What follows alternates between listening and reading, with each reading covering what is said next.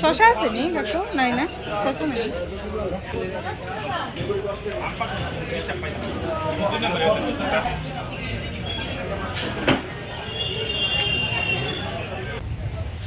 পূজা সব কিছু বানাবো।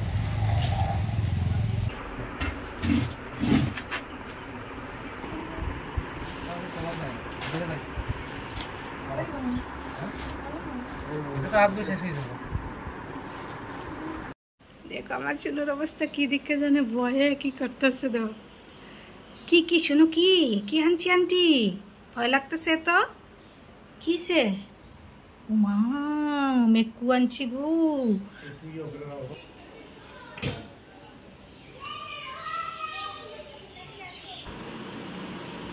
ফলগুলো এখন বানিয়ে নিচ্ছি, একদম অল্প করে ফল এনেছি।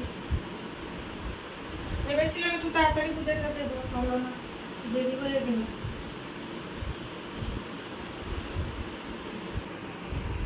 ফলগুলো আমি একদম ছোট ছোট করে কাটছি, কারণ যেহেতু অল্প সিন্নি, সেহেতু একটু ছোট ছোট করে কাটলে মানে ভালো লাগে আর মিশে ভালো করে সিন্নিটা। আর যদি বেশি সিন্নি হয় তাহলে একটু বড় করে কাটলেও চলে। খালটা ছোট হয়ে গেছে, ওই জন্য ফল ভেবেছিলাম আর একটু কাটবো, কিন্তু ছোট খাল একদম বেশি ছোট, ফল আর কাটতে পারলাম না।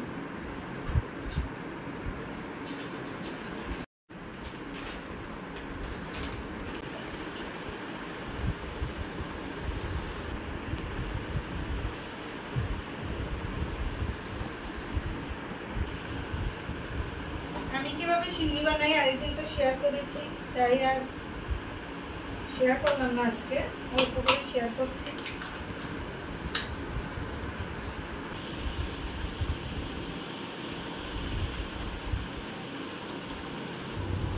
পূর্ণিমাটা রাত্রেবেলা দিলেই ভালো লাগে, কিন্তু আজকে আমি রাত্রে দিলে একটু অসুবিধা হবে, কারণ 8টার দিকে ছেড়ে দেবে, সেই কারণে আমি দিনের বেলায় দিচ্ছি।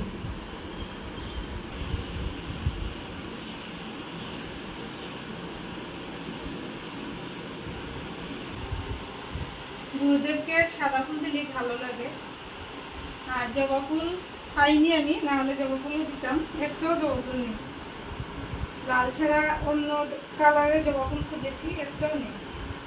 লাল হলে তো আমাদের গুরুদেবের পূজা টাজা লাগে না, লাল ফুল আমরা গুরুদেবকে দিই না।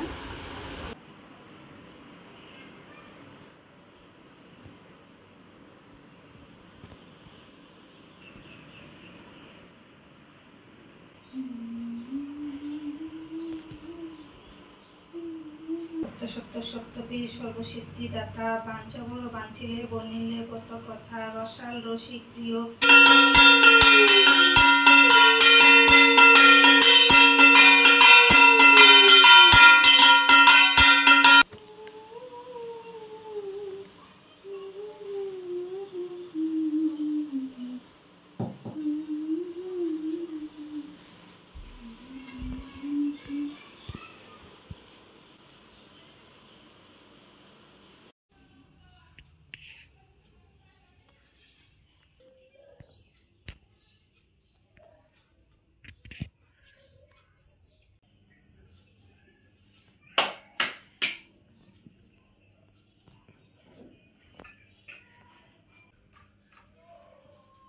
তো কারা কারা আজকে দিনের বেলা পূজা দিয়েছো কমেন্ট করে বলবে কিন্তু।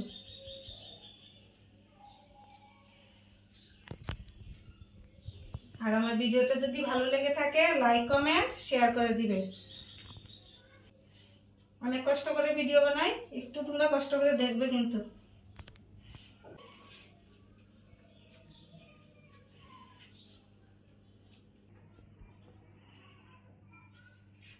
জায়গাটা অনেক ছোট, নাহলে একটু বেশি করে সিন্নি দেওয়া যেত।